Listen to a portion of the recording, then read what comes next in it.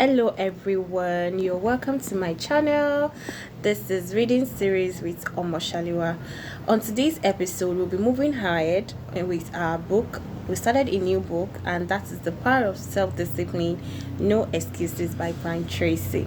So, on the last episode, I did an introduction to this book where I talked about the various parts which this book was divided into, and that is three parts. And then we started the introduction, which is titled The Miracle of Self-Discipline, and we started a this read, and that is the introductory part. And it's been a wonderful experience. And today we'll be moving on, and we'll read the concluding part of the introduction to this book. And so let's dive in. Your two worst enemies. Just as self discipline is the key to success, the lack of self discipline is the major cause of failure, frustration, underachievement, and unhappiness in life.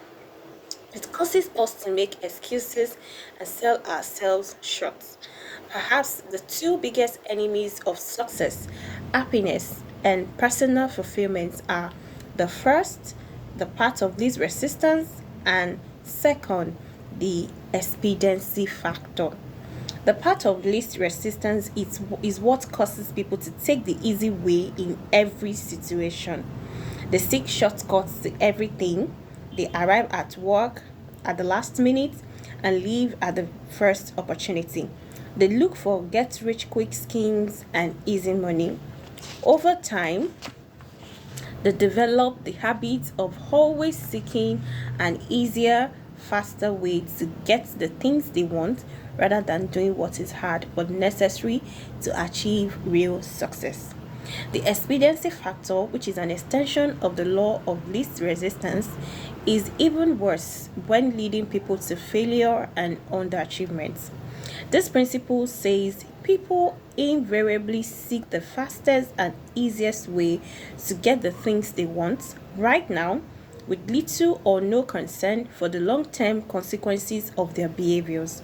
In other words, most people do what is expedient, what is fun and easy, rather than what is necessary for success. So, the author is trying to tell us that there are two paths that can be taken in order to be successful, and that we always lead to consequences, having bad consequences, and that is the easier, fastest way, and that's the part of least resistance, meaning there is no obstacle, there is nothing hindering you. You don't have to have a lay down rules.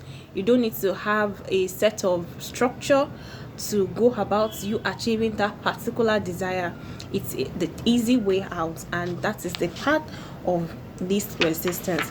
And then he also talked about the expediency factor, which is also an extension of the law of least resistance and is even worse in that it leads people to failure and underachievement. It's like people try to get the fastest way, the easiest way to get things done, and the regardless of the consequences of the action.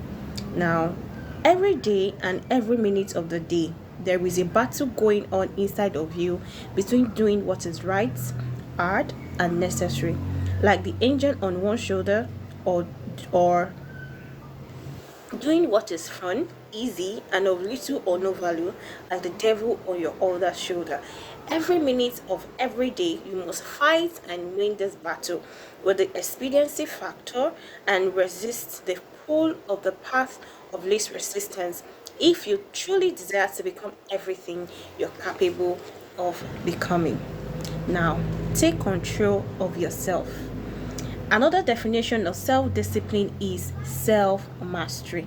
Success is possible only when you can master your own emotions, appetites, and inclinations. People who lack the ability to master their appetites become weak and dissolute, as well as unreliable in other things as well. Self discipline can also be defined as self control, your ability to control yourself and your actions, control what you say and do, and ensure that your behaviors are consistent with your long-term goals and objectives is the mark of the superior person. Discipline has been defined as self-denial. This requires that you deny yourself the easy pleasures, the temptations that leads many people astray, and instead discipline yourself to do only those things that you know are right for the long term and appropriate for the moment. Self-discipline requires delayed gratification, the ability to put off satisfaction in the short term in order to enjoy greater rewards in the long term. So, this is what the author is trying to tell us, that in order to be self-disciplined, there are things that you need to master. You need to control your own emotions, you need to control your appetites, and you need to control your inclinations. And he said that people that cannot control these things, they are weak and they are unreliable in other things, in other area of their lives. You cannot trust them. They cannot say that, oh, I'm going to do this, and you can bank on them that, oh, they will actually do this. So in order to ensure your behaviors are aligned to your goals, you also have to have self control. Self discipline can also be defined as self control. He said that your ability to control your emotions, the ability to control your reactions to things, the ability to control your actions is also a form of self discipline. And then he also said that self discipline is self denial. Self discipline is self denial, meaning that you don't easily get distracted. You tell yourself that I'm going to deny myself the easy pleasures. I'm going to deny myself of, maybe I want to write a book. I'm going to deny myself of going out with my friends to shop, or I'm going to deny myself of some sleep so I can spend some quality time, or I'm going to deny myself of watching TV or scrolling through the social media so that I can have a well balanced mind to be able to write what I want to write. Self discipline has also been defined as self denial. Self discipline also requires delayed gratification, meaning that the ability to put off satisfaction in the short term in order to enjoy greater rewards in the long term. You tell yourself that, oh, in the long term, I want to achieve this. In the long term, I want to put this to work. So, what are the things I need to do? Instead of enjoying a video game, instead of going to the cinema to watch a movie, I'm going to sit at my desk and read. Because as a student, I want to have straight A's. I want to come out on top in my academics. So you're going to deny yourself of immediate gratification to later. It can also serve as a means, okay, I'm going to reward myself. If I read for so amount of hours or so numbers of hours, I'm going to take 1 hour off to go on social media or to go out and play with my friends or hang out with my friends, right? Let's move on. Think long term. Sociologist Dr. Edward Banfield of Harvard University conducted a 50-year study into the reasons for upward socioeconomic mobility in America. He concluded that the most important single attribute of people who achieve great success in life was long-term perspective. They are people that think into the future. They look at the present and say, how do I want my life to look like in the next year, in 2 years' time, in 5 years' time? What do I want to achieve? Where do I see myself in the next 5 years? These are the set of people that move upwards socioeconomically, according to this study. It concluded that the most important single attribute of people who achieve great success in life was long-term perspective. Manfield defined time perspective as the amount of time an individual takes into consideration when determining his present actions. In other words, the most successful people are long-term thinkers. They look into the future as far as they can to determine the kind of people they want to become and the goals they want to achieve. They think about, okay, the kind of person I want to become in the next 2 years. What are the goals I want to achieve in the next 2 years? They then come back to the present and determine the things that they will have to do or not do to achieve their desired futures. This practice of long term thinking applies to work, career, marriage, relationships, money, and personal conduct, each of which is covered in the pages ahead. Successful people make sure that everything they do in the short term is consistent with where they want to end up in the long term. They practice self discipline at all times.